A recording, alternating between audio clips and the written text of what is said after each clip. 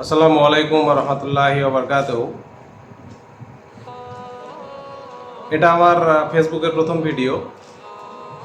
আজকে হঠাৎ করে আমার যেন মনে হলো যে বর্তমান সমাজে যে বিভিন্ন রকমের খুন, হিংসা, বিদ্বেষ, রাহাজানি, এই সমস্ত অসামাজিক কাজকর্ম যেদিকে চোখ ঘুরাই আমরা সেদিকেই। সোশ্যাল মিডিয়ার যুগে বিষয়গুলো আরও বেশি আমাদের চোখের সামনে আসছে। তো দিনের দিন সভ্যতার উন্নতির নামে আমরা যে পেছনের দিকেই হাঁটছি, এটা আর হয়তো বলার অপেক্ষা রাখে না। আমাদের ভাইয়ে ভাইয়ে সম্পর্ক খারাপ হচ্ছে, বাবা মার প্রতি আমাদের যে দায়িত্ব কর্তব্য আমরা পালন থেকে বিরত থাকছি, প্রভৃতি বিভিন্ন রকমের অসামাজিক কাজকর্মের জন্যই বা শত্রুতা তৈরির জন্য বিভিন্ন রকমের কারণ থাকলেও কোথাও যেন আমার মনে হয়েছে যে ভাষা একটা খুব গুরুত্বপূর্ণ বিষয়। এক্ষেত্রে ভাষা মহান আল্লাহ পাক রব্বুল আলমিনের এমন একটা নেয়ামত, যার দ্বারা পরকে যেমন আপন করা যায়, একই রকমভাবে এই ভাষার দ্বারাই কিন্তু আমরা মানুষের শত্রুতে পরিণত হই, কিংবা ভাষার আঘাতেই একজন মানুষকে ক্ষতবিক্ষত করে দিতে পারি।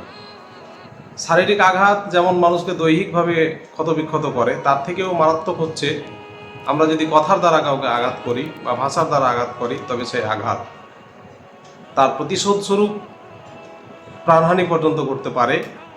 এর প্রচুর নিদর্শন দেখেছি আমরা। আর তার চেয়েও বড় কথা হলো যে বর্তমান সময়ে যে সমস্ত রাজনৈতিক নেতৃত্ববৃন্দ রয়েছেন, যাদের লক্ষ লক্ষ কোটি কোটি ফলোয়ার্স, তাদের মুখের ভাষায় কোনো লাগাম নেই। তারা মারবো, ধরবো, কাটবো ইত্যাদি কথাগুলো হামেশাই বলছে। রাজনৈতিক ফায়দা লাভের জন্য নেতা নেত্রীদের এই সমস্ত কথার ক্ষোভে পড়ে গিয়ে সাধারণ মানুষ অত দূরদৃষ্টি দিয়ে ভাবতে পারে না, যার জন্য পরস্পর ঝামেলার মধ্যে জড়িয়ে পড়ছে। এটা সত্যি বর্তমান সময়ে একটা খুব দুর্ভাগ্যের বিষয় আমাদের জন্য। তো এক্ষেত্রে আমরা যদি আমাদের ভাষার সঠিক প্রয়োগ করতে পারি বা ভাষার সঠিক ব্যবহার করতে পারি, তাহলে হয়তো অনেকাংশেই আমরা আবার নিজেদেরকে সামাজিক জীব হিসাবে প্রতিপন্ন করতে পারবো, বা একটা কলুষতামুক্ত সমাজ হয়তো দেখতে পাবো। মানুষের পেট থেকে জন্মালেই যেমন মানুষ হওয়া যায় না, একই রকমভাবে কথা বলাটাও কিন্তু শিখতে হয়।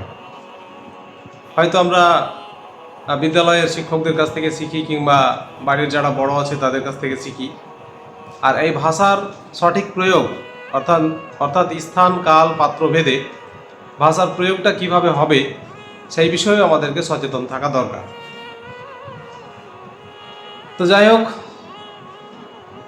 আমি হযরত মুহাম্মদ সাল্লাল্লাহু আলাইহি ওয়াসাল্লামের একটা হাদিসের দ্বারাই আজকের এই বিষয়ে একটু আলোকপাত করব।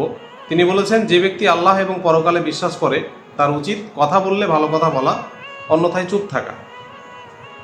আবার একজন ফরাসি লেখকের কথাও আমরা এক্ষেত্রে বলতে পারি।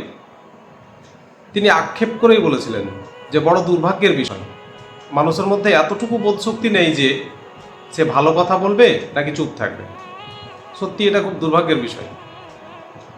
আমরা কথা বলার সময় একটুও খেয়াল করি না যে আমি যে কথা বলছি, যাকে বলছি, সে আমার কথায় আঘাতপ্রাপ্ত হবে কি না, বা বলেই যাচ্ছি, শোনার মানসিকতা আমাদের একদমই নেই। তো এই আধুনিক কম্পিউটার নির্ভর যুগে, আধুনিক বিজ্ঞানের যুগেও আমরা সঠিকভাবে ভাষার প্রয়োগ করতে পারিনি। এটা আমার মনে হয় আপনারাও কেউ অস্বীকার করবেন না। তাই সঠিক ভাষা ব্যবহারের ক্ষেত্রে যে সমস্ত কাজগুলো আমরা করতে পারি, যে সমস্ত কাজগুলো করলে ভাষার মধ্য দিয়ে আমরা মানুষের কাছে প্রিয় হতে পারি, কিংবা কথার মধ্য দিয়ে মানুষকে নিজের অন্তরে স্থান দিতে পারি, কিংবা অন্যের অন্তরে নিজেকে অধিষ্ঠিত করতে পারি, তারই কিছু কিছু পদ্ধতির কথা আমি বলবো, যেগুলো আমার মনে হয়েছে। আর তার সঙ্গে সঙ্গে আমরা প্রত্যেকে চেষ্টাও করব যে এই সমস্ত বিষয়গুলো মেনে চলা। অ্যাকচুয়ালি শিক্ষিত কিংবা অক্ষর জ্ঞানহীন যাই হোক না কেন, আধুনিক সময়ে বেশিরভাগ কাগজে ডিগ্রি অর্থাৎ একটা সার্টিফিকেটেড ডিগ্রিধারী মানুষের সংখ্যাই বেশি, যার জন্য অক্ষর জ্ঞানহীন মানুষ হোক কিংবা শিক্ষিত, যাদেরকে আমরা এই ট্র্যাডিশনাল এডুকেটেড বলে জানি, তাদের এই ভাষা সংক্রান্ত জ্ঞানের খুবই অভাব।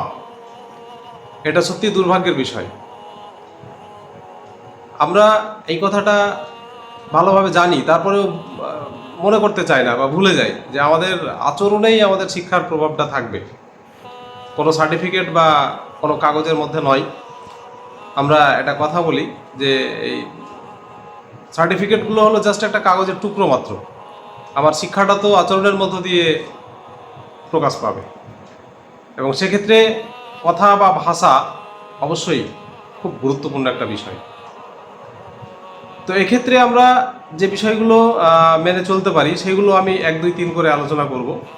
যেমন 1 নম্বরে, কথা বললে আমরা উপকারী কথা বলবো বা ভালো কথা বলবো, না হলে চুপ থাকবো।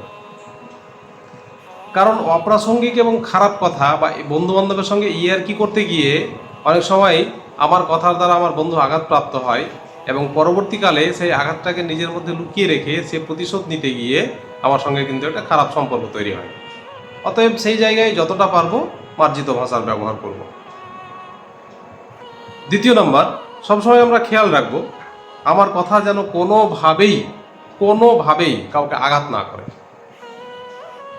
যদি কথা বলার পরে আমার মনে হয় যে আমার কথার দ্বারা হয়তো আঘাতপ্রাপ্ত হয়েছে কেউ, তাহলে অবশ্যই তার কাছ থেকে আমরা ক্ষমা চেয়ে নেব। 3 নম্বরে বলতে পারি আমরা মিতভাষী হতে হবে। কোনো বিষয়ে অযথাই কারো সঙ্গে তর্ক করা যাবে না। যদি কোনো বিষয়ে নেহাতি তর্কের দরকার পড়ে, তবে অবশ্যই আমরা সেটা স্ট্রাকচার্ড ওয়েতে করব, অর্থাৎ একটা সংগঠিতভাবে করব, একটা গঠনমূলক আলোচনা করব। এবং এই আলোচনায় আমরা প্রত্যেকেই আত্মবিশ্বাসী হয়ে আলোচনা করব। আর একটা বিষয় যেটা খুব বেশি দেখা যায় এখন, যে আমরা নিজের মতটাকে জোর করে অন্যের উপর চাপিয়ে দেওয়ার চেষ্টা করি। এটা মারাত্মক একটা ভুল জিনিস। আমার মত আমি জাস্ট তার সামনে উপস্থাপন করব মাত্র, তার উপর চাপিয়ে দেব না। সে তার বিবেক বুদ্ধি দিয়ে আমার মতকে গ্রহণ করতে পারে, রিজেক্ট করতে পারে। সে যেটাই করুক না কেন সেটাকে আমি ওয়েলকাম জানাবো। আর একটা বিষয় আমাদেরকে খেয়াল রাখতে হবে যে যখন আমরা আমাদের সামনে কেউ কথা বলবে, তখন তার কথা বলার মাঝখানে কথা বলবো না। তার কথা পরিপূর্ণরূপে শেষ হওয়ার পরে তার কথা শুনে নিয়ে তারপরে আমরা আমাদের কথাগুলো বলবো।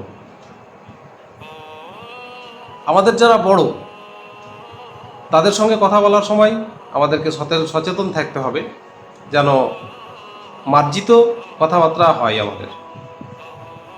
তারপরে কথায় কথায় কসম খাওয়া, সেটা একেবারেই করব না। যতদূর পারবো সুস্থভাবে, ধীর স্থিরভাবে এবং শান্তভাবে কথা বলবো। কথা বলার সময় তাড়াহুড়া করাটা খুব একটা ঠিক নয়। না জেনে কোনো কথা বলবো না, এটা খুব মারাত্মক একটা সতর্ককরণ বলা যেতে পারে। যে না জেনে না বুঝে কারো কাছ থেকে শুনেই আমরা অনেক সময় কথা বলা শুরু করি। জানি না আমি এরকম কোনো বিষয়ে কথা বলবো না। যদি আমি কারো কাছ থেকে কোনো বিষয় শুনি, তবে অবশ্যই সেই কথাটার সত্যতা যাচাই করে তবেই অন্যের সামনে সেই কথাটা বলবো। আরেকটা বিষয়, আপনাদের কেমন লাগে যায় না, আমাকে ভীষণ খারাপ লাগে আমার মুখের উপর যদি কেউ আমার প্রশংসা করে। সেটা আমাকে একদমই ভাল লাগে না। আমি সেই সময় ইতস্তত বোধ করি। তো মুখের উপর নয়, যদি প্রশংসা করতেই হয় তাহলে তার অনুপস্থিতিতে তার প্রশংসা করবো আমরা।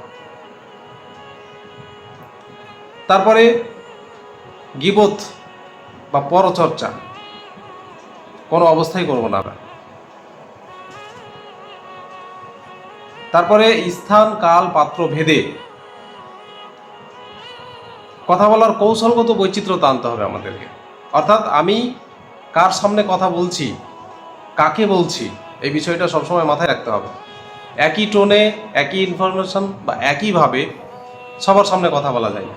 বাড়ির ছোট বাচ্চাটার সামনে আমরা যেরকমভাবে কথা বলবো, নিশ্চয়ই, বা বন্ধুবান্ধবের সামনে যেরকমভাবে কথা বলবো, ঠিক একই রকমভাবে কিন্তু আমি আমার বাড়ির অভিভাবকের সঙ্গে কথা বলতে পারবো না। আরেকটা বিষয়ে বলি, কাউকে ফোন করার সময় আমাদেরকে বিশেষ সতর্ক থাকা উচিত। আমরা সর্বোচ্চ 2 বার পরপর রিং করব। তারপরে যদি সে ফোন রিসিভ না করে, তাহলে আমরা একটু দাঁড়িয়ে যাব। হতে পারে কোনো এমার্জেন্সির কারণে সে আপনার ফোন রিসিভ করতে পারছে না, তারপরেও যদি আমরা বারবার ফোন করি তাহলে সেটা নিঃসন্দেহে তার কাছে একটা বিরক্তির কারণ হবে। সময় পেলেই সে ঘুরিয়ে ফোন করবে, এটুকু আমাদেরকে বিশ্বাস রাখতে হবে। তো আরও অনেক বিষয়গুলো ছিল, আমি জাস্ট আজকে এই বিষয়গুলোই আপনাদের সামনে তুলে ধরলাম। যদি পরবর্তীতে এরকম ছোট ছোট ভিডিও আমি আরও তৈরি করব বলে ভাবছি। তো দেখা হবে আবার।